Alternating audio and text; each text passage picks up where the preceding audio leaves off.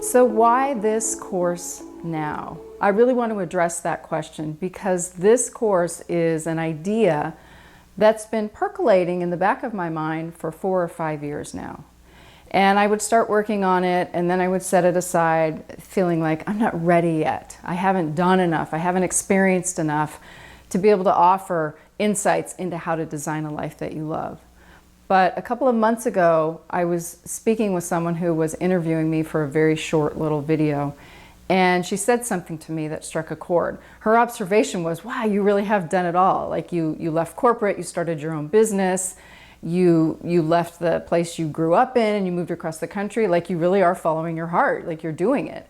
And I realized she was right. And not that I get credit for doing anything amazing. I've just been following my heart, which is really what designing a life that you love is all about. And it's so easy to get sidetracked from doing that by society, by culture, by peers, by parents, by mentors, by just doing what you think you're supposed to be doing.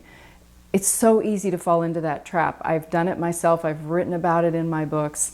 And I've realized that every time I've stopped and become aware of that and pulled myself back into inquiring, what is it that I really want in my life? What is it that's going to make me happy? That's when I've gotten back on track and I've ended up in a life that I really love. So I started thinking that, okay, now is the time to do this course. And then the COVID-19 pandemic hit. And I had to shelve the idea again because I felt like this is a time where people are just trying to keep their heads above water. Or some even just trying to stay alive. I mean, it is not business as usual by any stretch. We are months into this altered reality, if you will. And I thought creating a course about teaching people to design their dream life just feels tone deaf. I can't do it right now. And so once again, I shelved the idea. But after a few more months passed by, I found myself doing a lot of introspection and reflecting on my life. I mean, my life changed dramatically. So many of the things that I spent my time doing, I couldn't do anymore. And so I started thinking about what kind of life do I want to have? I have no idea what my life is going to look like post-COVID-19. I don't even know when post-COVID-19 is going to happen. And so I thought, you know what?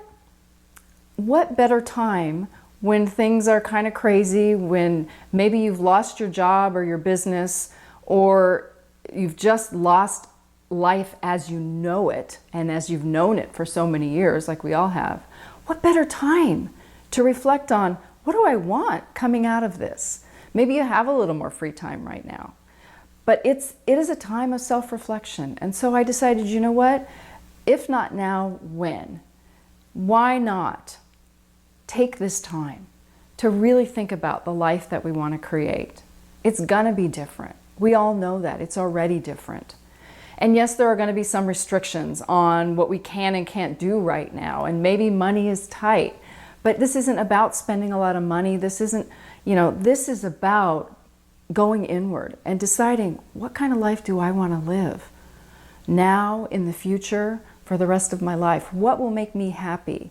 What voices in my head, other than my own, have gotten me to this point?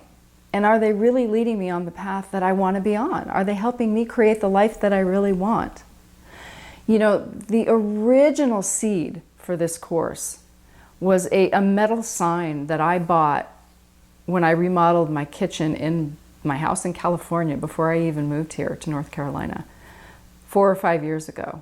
And I saw this sign that said she designed a life she loved. And it just spoke to me. I said, I want that. I want to hang it in my house because that was always my intention.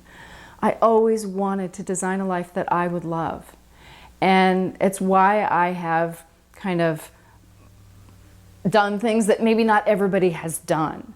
I don't consider myself a huge risk taker, but I have taken some risks. From, getting married at 19 against the wishes of my parents, to leaving a very successful career in marketing and advertising and starting my own business when I really had no idea what I was doing, to moving all the way across the country because my heart was calling me to go there. And what I can tell you is that while all those things were scary and they kind of bucked the norm, and they certainly weren't comfortable decisions to make, they all we're part of designing a life that I do love. Is my life perfect? No, no one's life is perfect. Do I have all the answers? Absolutely not. Do I still fall down sometimes? Do I still get stuck in my head sometimes? Yes, I'm human.